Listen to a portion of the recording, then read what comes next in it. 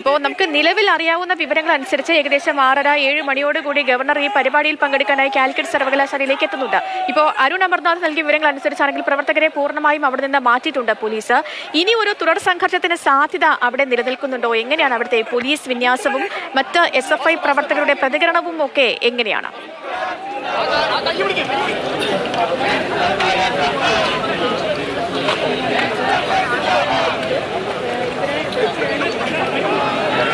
അതിനുള്ള ഒരു സാധ്യത പോലീസ് കാണുന്നുണ്ട്. കാരണം 2 രാത്രികളിലാണ് ഇവിടെ ഈ ഗസ്റ്റ് ഹൗസിൽ ഗവർണർ താമസിക്കുന്നത്. അതുകൊണ്ട് തന്നെ ഇനിയും SFIയുടെ പ്രതിഷേധം ഉണ്ടാകാനുള്ള സാധ്യത തള്ളിക്കളയാൻ കഴിയില്ല. ഗവർണറെ സർവകലാശാലയ്ക്കുള്ളിൽ കാലുകുത്താൻ അനുവദിക്കില്ല എന്നായിരുന്നു നേരത്തെ SFI പറഞ്ഞിരുന്നത്. എന്നാൽ പിന്നീട് ജനാധിപത്യപരമായ സമരം എന്നുള്ള നിലപാടിലേക്ക് SFI മാറുകയായിരുന്നു.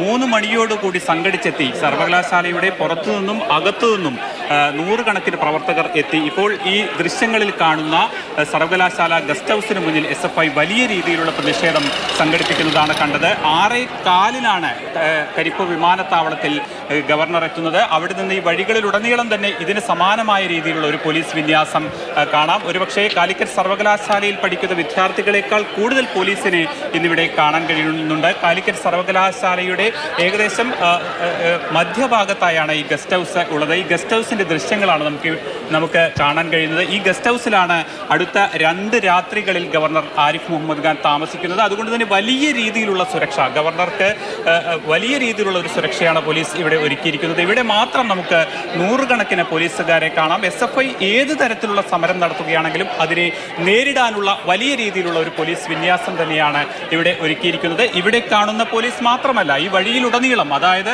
കരിപ്പൂർ വിമാനത്താവളത്തിൽ നിന്ന് തുടങ്ങി ഈ കാലിക്കറ്റ് സർവകലാശാലയിൽ എത്തുന്നതുവരെയും ഇതിന് സമാനമായ രീതിയിലുള്ള വലിയ പോലീസ് സന്നാഹം തന്നെയാണുള്ളത്. SFI ഇനിയും ഏതെല്ലാം രീതിയിൽ സമരം നടത്തുക എന്നുള്ളത് പ്രവചിക്കാൻ കഴിയില്ല എന്ന് പോലീസിനും അറിയാം. അതുകൊണ്ട് തന്നെ ആ രീതിയിൽ ഏത് തരത്തിൽ സമരമുണ്ടായാലും അതിനെ നേരിടാനുള്ള സംവിധാനങ്ങളാണ് പോലീസ് ഇവിടെ ഒരുക്കിയിരിക്കുന്നത്. മലപ്പുറത്ത് നിന്ന് മാത്രമല്ല, പാലക്കാട്, തൃശ്ശൂർ ജില്ലകളിൽ നിന്ന് ഉൾപ്പെടെയാണ് പോലീസുകാരെ ഇവിടേക്ക് വിന്യസിച്ചിരിക്കുന്നത്. ഒരുപക്ഷെ സർവകലാശാലയിൽ ഇത്രയധികം പോലീസിനെ ഈ അടുത്ത കാലത്തൊന്നും നമ്മൾ കണ്ടിട്ടുണ്ടാവില്ല. കാരണം അത്രയധികം പോലീസ് വിന്യാസമാണ് ഗവർണറും ഒപ്പം തന്നെ SFIയും തമ്മിലുള്ള നേർക്കുനേർ പോരിൽ പ്രശ്നങ്ങൾ ഉണ്ടാവാതിരിക്കാൻ, അല്ലെങ്കിൽ ഗവർണറെ തടയുന്ന രീതിയിലേക്കും കരിങ്കൊടി പ്രതിഷേധവും ഒക്കെ തടയുന്നതിന് വേണ്ടി പോലീസ് ആ തരത്തിലുള്ള എത്രമാത്രം സംവിധാനങ്ങളെ സർവകലാശാലയിലേക്കും ഈ ചുറ്റുവട്ടത്തേക്കും എത്തിക്കാൻ കഴിയുമോ അത്രയും പോലീസുകാരെ വിന്യസിച്ചുകൊണ്ടുള്ള സുരക്ഷാ സംവിധാനമാണ് ഇവിടെ ഒരുക്കിയിരിക്കുന്നത്. ഒപ്പം തന്നെ JP, ഈ ഗവർണർ പങ്കെടുക്കുന്ന പരിപാടി അതിന്റെ ഒരുക്കങ്ങളൊക്കെ ഏതുവരെയായി? അതിനെ ഈ സംഘർഷം ഏതെങ്കിലും രീതിയിൽ ബാധിച്ചിട്ടുണ്ടോ?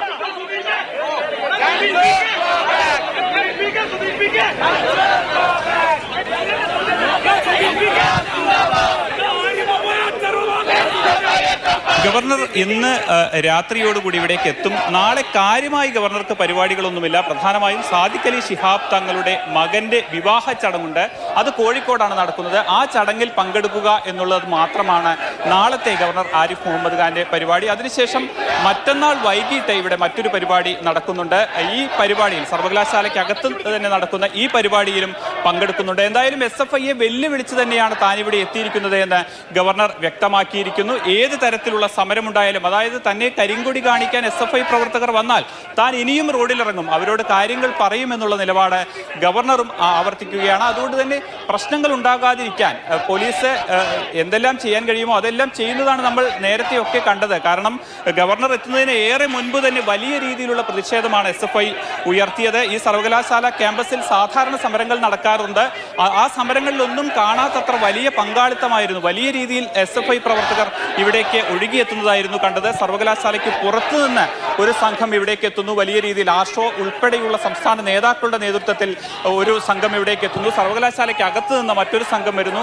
അത്തരത്തിൽ മുൻകൂട്ടി പറയാതെ പെട്ടെന്നുള്ള SFIയുടെ ഒരു വലിയ പ്രതിഷേധമായിരുന്നു ഇവിടെ കണ്ടത്. ഈ പ്രവർത്തകരെ മുഴുവൻ അറസ്റ്റ് ചെയ്ത് മാറ്റുക എന്നുള്ളത് പോലീസിനെ സംബന്ധിച്ചിടത്തോളം വലിയ ബുദ്ധിമുട്ട് തന്നെയായിരുന്നു. കാരണം ആ തരത്തിലുള്ള വലിയ രീതിയിലുള്ള പ്രതിഷേധമായിരുന്നു അവർ ഉയർത്തിയത്. ഗവർണർക്കെതിരെ മുദ്രാവാക്യം വിളിച്ചുകൊണ്ട് റോഡിൽ കിടന്ന വിദ്യാർത്ഥികളെ വലിച്ചഴിച്ചു കൊണ്ടുപോയി. അവരുടെ ഷർട്ടുകൾ കീറുന്നുണ്ടായിരുന്നു, അവരുടെ വസ്ത്രങ്ങൾ കീറുന്നുണ്ടായിരുന്നു. അതൊന്നും വകവെക്കാതെ പോലീസ് അവരെയെല്ലാം ബലം പ്രയോഗിച്ച് അറസ്റ്റ് ചെയ്ത് മാറ്റുന്നതായിരുന്നു നമ്മൾ കഴിഞ്ഞ നിമിഷങ്ങളിലൊക്കെ കണ്ടത്. ഇപ്പോൾ ഇവിടെ രംഗം ശാന്തമാണ് എന്ന് പറയാം. എന്നാൽ ഏത് നിമിഷവും ഒരുപക്ഷെ ഈ അവസ്ഥയ്ക്ക് മാറ്റം വന്നേക്കാം. കാരണം SFI നേരത്തെ ഇങ്ങനെ വലിയൊരു പ്രതിഷേധത്തെക്കുറിച്ച് ഒന്നും തന്നെ പറഞ്ഞിരുന്നില്ല. അതുകൊണ്ട് തന്നെ ഘട്ടം ഘട്ടമായി ഒരു പക്ഷേ വിദ്യാർത്ഥികൾ ഇവിടേക്ക് എത്തിയേക്കാം എന്ന് പോലീസ് കരുതുന്നുണ്ട്.